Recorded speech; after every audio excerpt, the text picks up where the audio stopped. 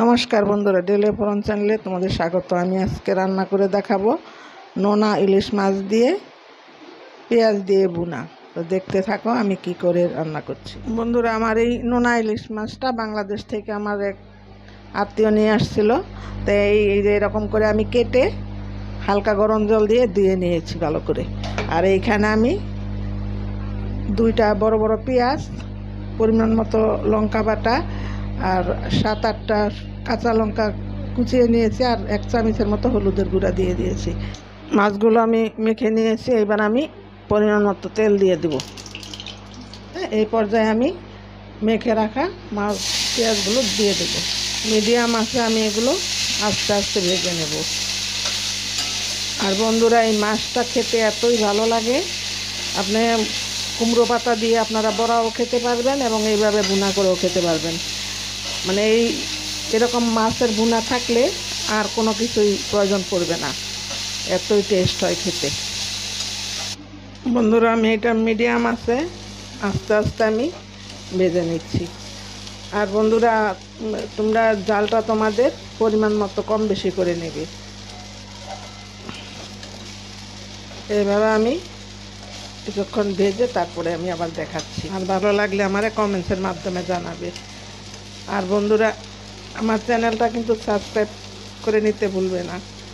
Subscribe করে আমার পাশে থাকবে সবসময় এরকম সুন্দর সুন্দর রেসিপি পাওয়ার জন্য। তো তোমরা দেখতে থাকো। বন্ধুরা, এই মাছগুলো রান্না করতে তেমন কোনো মশলারই প্রয়োজন হয় না, শুধু হলুদ, লঙ্কা আর পেঁয়াজ থাকলেই হয়। আমি এটা এরকম মিডিয়াম আছে আস্তে আস্তে আমি ভেজে নেব।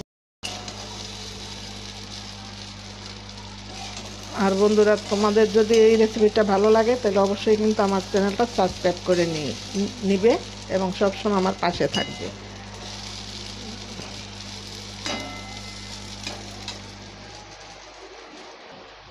বন্ধুরা, আমি এই পর্যায়ে একটুখানি তেল দিয়ে দেব। তেলও কিন্তু খুব বেশি একটা লাগে না। মাছটা যদি তৈলাক্তক হয় তাহলে অতটা তেলও লাগে না। দেখুন, দেখতে যতটা সুন্দর, খেতেও কিন্তু তার থেকেও ভালো।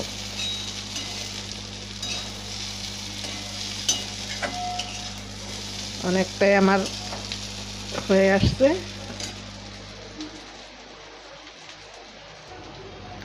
বন্ধুরা দেখো, আমার মাছ কিন্তু একটা মাছও খুলে যায়নি। মাছগুলো খুব সুন্দর ভাজা হয়ে আসছে। আর বন্ধুরা, তোমাদের বলবো, তোমরা যদি নোনা ইলিশ মাছের বড়ার ভিডিওটা দেখতে চাও কুমড়ো পাতায়, তাহলে আমার লং ভিডিও দেওয়া আছে, তোমরা দেখে নিতে পারো। রেডি হয়ে গেল আমার নোনা ইলিশ মাছের পেঁয়াজ দিয়ে ভুনা।